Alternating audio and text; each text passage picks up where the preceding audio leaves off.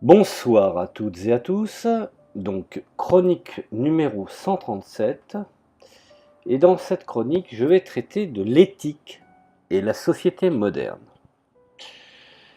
Alors, me direz-vous, est-ce que la société moderne est compatible avec l'éthique? Vaste sujet, me direz-vous. Alors la société moderne s'arrache à la tradition dans l'enthousiasme que suscite sa foi en la raison. Car souvent nombre, je dirais, de représentants de cette société dite moderne ont une critique envers la société traditionnelle semblant être déraisonnable. Alors, en même temps que, je dirais paradoxalement, cette fameuse société faisant l'éloge de la raison et dans sa foi dans le modernisme, je ne parle pas de progrès, je parle bien de modernisme, eh bien elle éprouve une nostalgie envers le monde qu'elle vient de dissoudre. Sitôt qu'elle pressent qu'avec la disparition de la transcendance, ce sont ses fondements mêmes qui sont menacés puisque rien ne peut désormais s'imposer comme principe d'ordre absolu. Bien entendu, en se réappropriant le foyer du sens. Alors la société moderne se pose à elle-même comme problème et engendre la nécessité de l'élaboration ou la construction, le bricolage, pensez comme vous voulez, d'une éthique de l'existence sociale en l'absence de la verticalité ou de ce que certains pourraient appeler le divin. Alors, ainsi que l'écrivait Émile Durkheim au début du siècle, la société moderne engendre ainsi, dans sa dynamique même, la nécessité d'une éthique sociale à la fois profane et toujours volatile dans la mesure où elle ne parviendra jamais à dissimuler tout à fait la contingence, entre guillemets bien entendu, historique, politique, conjoncturelle, etc. La liste serait longue et fastidieuse à énumérer, mais à laquelle elle correspond. Et voilà que la première détermination qui devrait nous préoccuper dans la perspective d'une sociologie de l'éthique, cette disposition fondamentale de la modernité dans son rapport à elle-même, qui sont suffisamment, je dirais, bien connues pour qu'elle ne soit pas nécessaire de s'y arrêter davantage. D'autant, je voudrais préciser qu'il nous faut maintenant, je dirais, considérer, ou voire même aborder de manière plus fine, si tant est que l'on veuille dégager l'essentiel d'une sociologie de l'éthique, l'élaboration du discours éthique qui s'effectue en effet dans la mouvance de deux dynamiques contradictoires. Alors, une première, qui oppose les procès d'institutionnalisation économique et politique dans la modernité, et bien entendu une seconde qui surgit de l'intérieur même du politique et oppose le potentiel, je dirais, émancipateur de grandes valeurs politiques, de la modernité, et leur potentiel corrosif du point de vue de l'ordre social. Alors, il s'agit ici de l'équilibre toujours précaire que le discours éthique, bien entendu de la modernité, s'emploie à maintenir entre droit et devoir. Essayons de voir un peu plus près et de plus en avant ces deux grandes contradictions inscrites au cœur de la dynamique moderne. J'en arrive bien entendu à la dynamique contradictoire des procès d'institutionnalisation économique et politique dans la société dans laquelle nous vivons. Bien entendu, la société moderne circonscrit trois grands lieux, je dirais, de pratique dans la rencontre desquels se structure son existence. L'économie, puisqu'aujourd'hui l'économie est au-dessus de tout, le politique, qui est au service de l'économique, c'est une réalité, et la culture au sens large.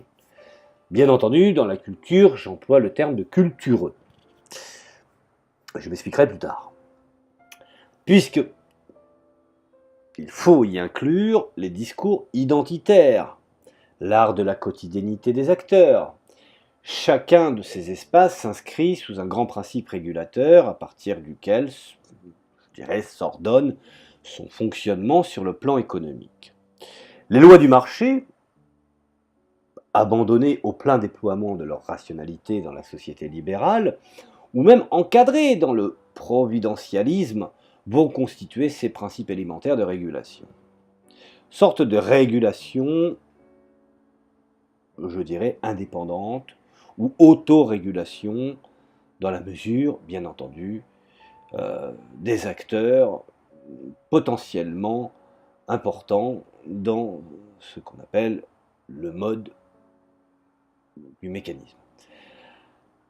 Bien entendu, sur le plan politique, l'État démocratique représentera la médiation institutionnelle à travers laquelle seront régulés les rapports sociaux, désormais ouvertement conflictuels, par nature, et de manière extrêmement, je dirais, générale, je dirais même que la culture pose en son centre un idéal d'autodécouverte, d'autoréalisation du sujet à travers l'expérience esthétique et le jeu des affiliations identitaires. Alors, ces trois grands espaces ne se structurent pas sans interférer les uns avec les autres, comme si chacun, je dirais, était doté d'une autonomie complète. De fait, je dirais que l'institutionnalisation progressive de ces trois instances se noue dans une dynamique contradictoire, et à ce niveau, la plus importante contradiction de la modernité est celle qui oppose ultimement les procès d'institutionnalisation économique et politique.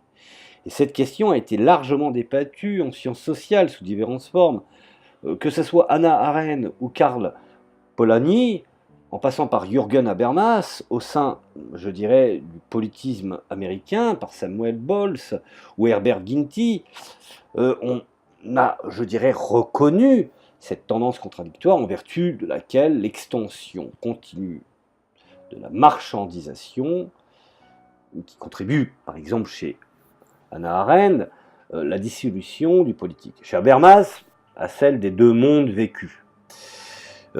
Alors que Polanyi reconnaît les dangers d'une destruction de la socialité.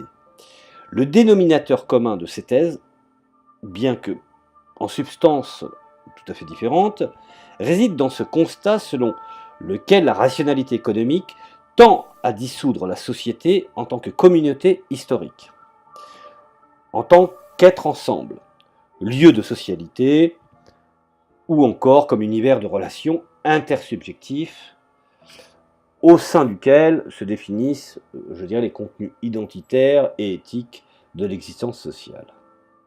La rationalisation du monde, impulsée par le procès d'institutionnalisation économique, contredit le projet communautariste qu'entretient la société pour elle-même au sein de, je dirais, du politique, et dans la mesure où le marché contribue tendanciellement à la déshistorisation du monde, et celui-ci n'étant plus alors que le lieu de rencontre d'individus que régissent les lois de l'échange marchand.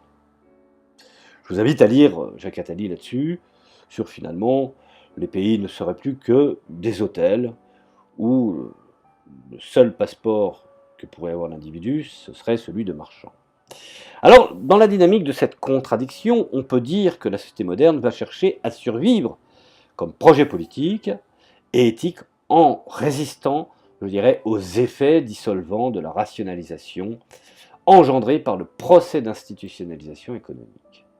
Ainsi, je dirais même que les différentes ou les diverses modalités de régulation des rapports sociaux qu'a élaboré, n'ayons pas peur de le dire, la modernité dans ses différentes phases de développement, libéral, providentialisme ou néolibéral, ont chacune produit un discours éthique, mais resté à l'état de discours, et qui était tout à la fois tentative de soumission à l'ordre social et valorisation au sens premier du terme, bien entendu de la pratique, c'est-à-dire l'expression d'une volonté de conférer à la pratique des acteurs une signification éthique, s'arrachant aux pesanteurs économicistes exercées par les lois déhistorisantes, je dirais, ou déshumanisantes du marché. À titre d'exemple, je tiens à vous signaler le discours éthique providentialiste qui s'imposera dans, je dirais, les sociétés développées. Et quand je parle des sociétés développées, ce sont les sociétés de l'après-guerre, jusqu'à peu près la fin des 30 Glorieuses, ce qu'on pourrait dire jusqu'aux années 80. Et qui va constituer finalement une vaste confrontation des grands principes de l'État-providence, dans lequel nous avons vécu très longtemps, et qui sont d'un côté la solidarité et la justice sociale, et de l'autre des forces désocialisantes du marché. Prenons par exemple Paul Ricoeur, qui reprend cette idée à sa façon lorsqu'il oppose les domaines de l'économico-social à ceux du politique et de l'éthique, ou sur un autre registre, la société à la communauté. Alors, Ricoeur soutient en effet que les sociétés modernes tentent à s'imposer comme communauté face à l'érosion que représente la marche conquérante de la rationalité économique. N'oublions pas qu'il emprunte, ce n'est pas seulement son idée, il emprunte à Éric Weil l'idée selon laquelle l'homme dans le monde moderne est profondément insatisfait parce que la rationalité économique est en elle-même humainement insensée aux yeux de, je dirais, de l'acteur qui cherche à se représenter sa pratique sur un arrière-plan ontologique que le marché est incapable de lui donner. Bon. Et c'est en cela, finalement, que Dumont est amené, avec Ricoeur, à parler de l'intention éthique, plutôt que d'un domaine de l'éthique pure. L'intention éthique est l'expression de ce qui, en l'homme, est quête de sens, voire même d'universalisation. Et l'acteur, dirait-on, et en d'autres termes, ne peut se satisfaire de la nature de choses que lui confère l'organisation du travail, et que lui rappelle constamment la place qu'il occupe dans l'univers marchand, qui est une place tout à fait, je dirais, singulière et anonyme, et à titre de producteur soumis, je dirais, et de consommateur passif. Alors, je dirais en cela que la société moderne fait l'expérience d'une angoisse éthique, qui n'est rien d'autre que la volonté essoufflée, je dirais, de se survivre, et non plus vivre, et de se survivre à elle-même, comme monde commun et comme totalité signifiante, au-delà des forces de ce qu'on appelle déshumanisation, que cette société engendre d'une façon paradoxale dans le processus de son autoproduction. Et c'est en cela que finalement Marx avait tout à fait raison dans son analyse, où au bout d'un moment, l'individu devient ce qu'on appelle une contraction, une entité économique. Alors, nous en arrivons effectivement aux contradictions entre l'ordre social et les valeurs émancipatrices du discours politique. Car entre le discours et effectivement, je dirais, l'éthique, quand elle est vraiment articulée, qu'elle devient un outil incontournable, nous avons une seconde contradiction qui, je dirais, surgit de l'intérieur même du discours politique fondateur de, je dirais, de la société moderne. Alors il s'agit des effets délétères de ces grandes valeurs émancipatrices du point de vue de la soumission à l'ordre social. L'idéal politique fondateur de la modernité recèle, je dirais même en effet, un potentiel séditieux susceptible de compromettre le projet émancipateur, même, je dirais, qu'entretient la société à travers la promotion de grandes valeurs politiques, que sont par exemple liberté, égalité, fraternité, démocratie, supermarché. Bref, la société est aux prises avec la question de savoir où s'arrête la liberté de l'acteur, sans pour autant que cette liberté devienne liberticide. Alors, quelles sont les limites du droit?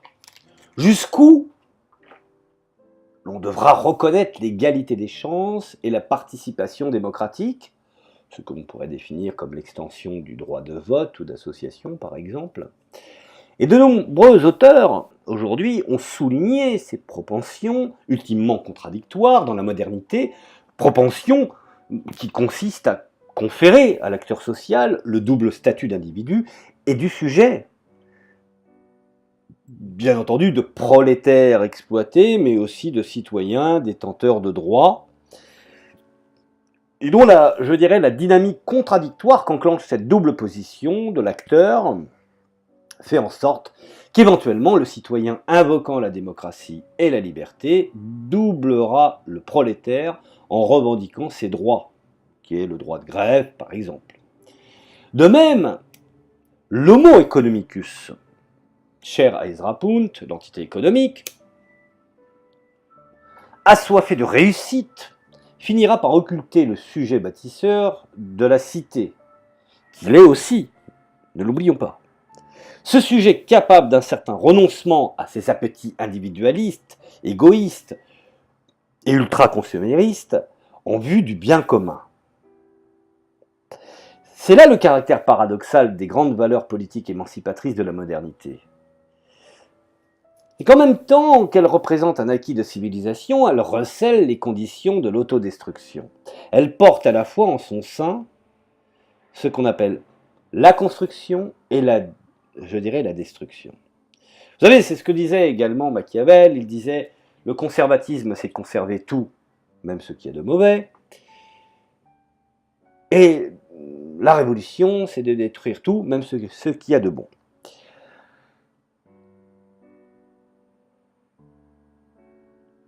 Et ce qu'on a oublié, c'est qu'effectivement, dans cette autodestruction de la communauté, il y a la menace où la solidarité est entachée et la définition d'un être ensemble totalisant de la société peut être éradiquée. Alors je dirais que dans la société moderne, l'éthique vise à juguler la tendance émancipatrice inhérente à une représentation de l'existence, selon bien entendu laquelle la liberté, les aspirations à l'émancipation sont les fondements même des rapports de l'individu à la société, comme disait Gramsci, et les catégories idéologiques du devoir, du travail, de l'effort, du sacrifice ou de la responsabilité contribuent à une représentation de la société et des rapports sociaux destinés, je dirais, à la reproduction de l'ordre, par-delà la tendance centrifuge induite par les grandes valeurs que le libéralisme, qui accompagné de l'avènement de la société moderne, a effectivement, porte en son sein à la fois, je dirais, l'antidote, comme également le virus. Alors, comment faire en sorte que le potentiel corrosif des valeurs émancipatrices puisse appeler un balisage capable d'en enrayer les effets séditieux? Et ce sera, bien entendu, le rôle du droit, bien sûr, et toute une société où le droit est absent, où finalement le droit pourrait être privatisé, et finalement,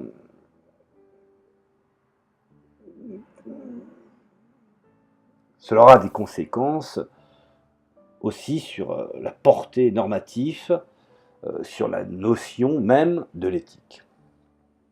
Et la société moderne produit donc son existence dans le cadre d'une double contradiction, en vertu de laquelle s'oppose d'une part l'impérium du marché et la socialité que celui-ci menace, et d'autre part la sacralisation de l'émancipation politique et le vide éthique laissé par elle.